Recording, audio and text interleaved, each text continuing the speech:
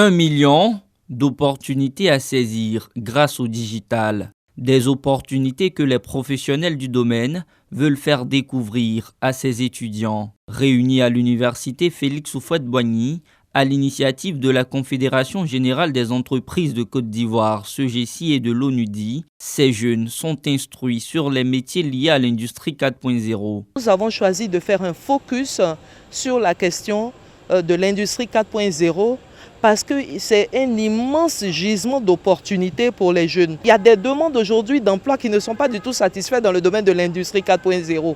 La plupart d'entre eux découvrent ce concept. Qu'est-ce qu'une industrie 4.0? Ils n'en savent rien. Il s'agit de pouvoir donner un coup d'accélérateur à un secteur très productif, mais en y appliquant une couche de technologie. L'important, c'est de voir comment nous pouvons aujourd'hui appuyer les structures de formation ivoiriennes à pouvoir offrir ce type de compétences. Environ 3 heures d'échange sur les potentialités que regorge le domaine des nouvelles technologies.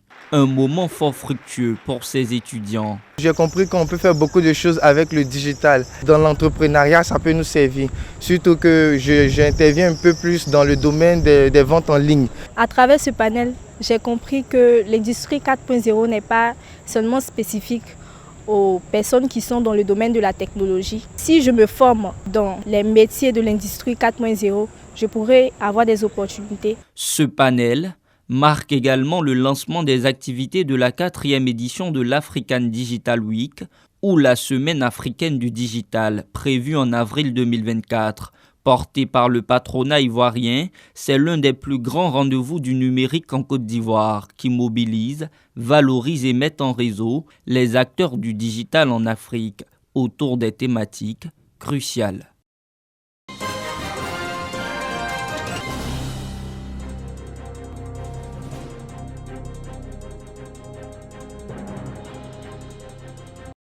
La plateforme du dialogue interreligieux contre l'extrémisme violent s'engage à développer un climat de paix, d'amour et de cohésion dans le cœur des fidèles, mais aussi sensibiliser chaque confession religieuse à pratiquer la non-violence. Cette organisation a pour but donc de faire le tour de la Côte d'Ivoire donc pour parler à nos religieux, pour essayer de former les dirigeants religieux, pour renforcer la capacité afin qu'ils puissent parler dans les temples, dans les églises, dans les mosquées, de ces phénomènes-là, afin que ces phénomènes n'aient pas cours dans notre pays. On a un seul Dieu. Dieu, il est unique. Et il demande la même chose à tous. Comme l'a dit tout à l'heure celui qui a fait la prière de fin là. On le prie de façon différente, mais c'est le même Dieu. Reconnaissant les droits fondamentaux à tous les citoyens, des partenaires ont accordé leur soutien à l'initiative à travers des subventions pour les besoins des populations. À travers ce fonds, le NDI fournit une subvention à des organisations locales du monde entier qui contribuent à la promotion et à la défense des droits humains des communautés persécutées pour leur religion, croyance ou non-croyance. Créé le 6 février de l'année 2020, grâce à l'appui de son partenaire autour des réflexions sur la non-violence, la plateforme du dialogue interreligieux contre l'extrémisme violent a réalisé 116 sessions de dialogue et 60 initiatives de dialogue entre les différentes confessions et ethnies.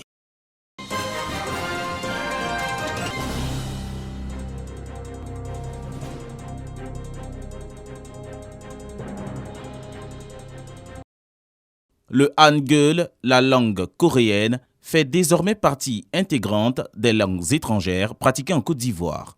L'ambassade de la République de Corée et le Centre sportif culturel et des TIC ivoiro-coréens Alassane Ouattara lancent officiellement son enseignement.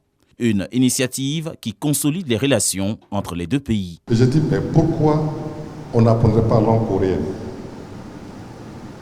Je suis heureux aujourd'hui de voir que la langue coréenne va être apprise. Et pourquoi? Le monde de l'informatique, le monde des véhicules, de tout ce que vous voyez, la Corée est là. Pourquoi on ne va pas nous rapprocher d'elle par la langue? Promouvoir les échanges culturels entre la Côte d'Ivoire et le monde est l'une des missions du ministère de la Culture et de la Francophonie. La ministre Françoise Remarque a tenu à encourager ce programme bénéfique pour la formation des jeunes Ivoiriens. L'enseignement aujourd'hui en Côte d'Ivoire de la langue coréenne va au-delà d'une simple cérémonie parce qu'elle permet encore une fois de rapprocher nos peuples. Elle permet aussi de faciliter les échanges. Nous sommes très très heureux et très fiers d'accueillir cet institut qui va permettre de faire la promotion de la langue coréenne.